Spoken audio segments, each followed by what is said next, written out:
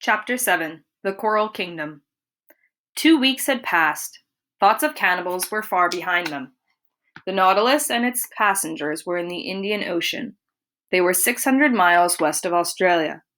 The weather was cold. The ship was sailing in very rough waters. Strong winds were blowing from the east.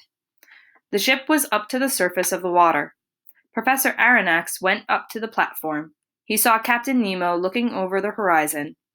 He was looking through his telescope. For a few quiet minutes, the captain stood still. Professor Aronnax took out his own telescope. He checked the horizon also. He thought he could make out a ship in the distance. When the captain saw the professor looking through his telescope, he grabbed it out of the professor's hands. After a few minutes, Captain Nemo broke his silence. "I must ask you to leave the platform right now. I want all of you locked up in the cell for a while." "Can you tell us why?" asked the professor. "No, I cannot," answered the captain. 5 minutes later, Professor Aronnax, Conseil, and Ned were locked up in the same cell where they had spent their first night on board the Nautilus. This was going to be rough on them, as they were used to their freedom by now. Lunch was brought up, and the three men downed their food. Suddenly, they all grew tired. Ned went into a deep sleep in minutes. Professor Aronnax fought the feeling of sleep for as long as he could. He realized that they had been given some kind of drug to make them sleep. Professor Aronnax was angry at Captain Nemo. It was bad enough being locked up in a cell, but the captain wanted to keep a secret from them too. As much as he fought to stay awake, the professor could not keep his eyes open any longer. Just before he went to sleep, he felt a crash, as if the Nautilus had hit something. The next morning, the men woke up and found themselves in their own cabins. Their doors were not locked. They were free to move about the ship again.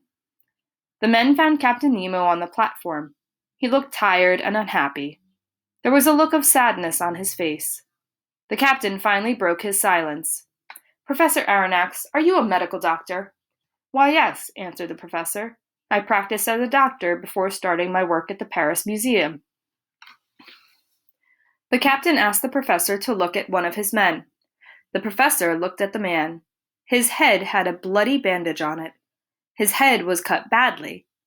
The professor realized that, without the right drugs, the man would die. There was nothing the professor could do to help the man stay alive. The professor questioned the captain as to how the man had been hurt. The captain became angry. "It is none of your business, sir," he answered in a loud voice. His eyes were filled with tears. It was strange to see the captain show so much tenderness. The next time Professor Aronnax saw the captain was the following morning. He invited the professor and Ned to go on another underwater trip with him. The men put on their diving suits and stepped out onto the ocean floor. Captain Nemo went first, and 12 of his crewmen followed. Captain Nemo led the way to an area which Captain Nemo called the Coral Kingdom. Coral is the skeleton of tiny sea animals. They live together and slowly build upon one another. They then form what is called coral reefs. Before them lay a forest of coral trees. There was coral as far as the professor's eyes could see. The beauty of them could not be described in words.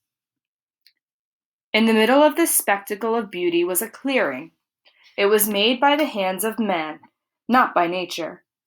There was a large cross surrounded by piles of sand. Captain Nemo motioned to his crew. They began to dig a deep hole. When they were finished digging, the men brought a curious-looking bundle to the spot. It was then that the professor and Ned realized what was going on. They had come to bury their shipmate, the man who had been badly cut, on the ocean floor. The professor couldn't help feeling that this man's death had something to do with yesterday's events.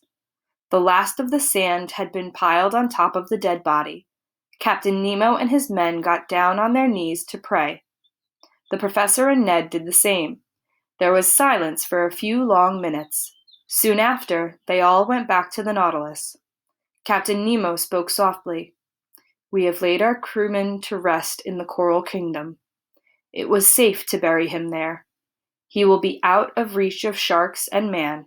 May he rest in peace."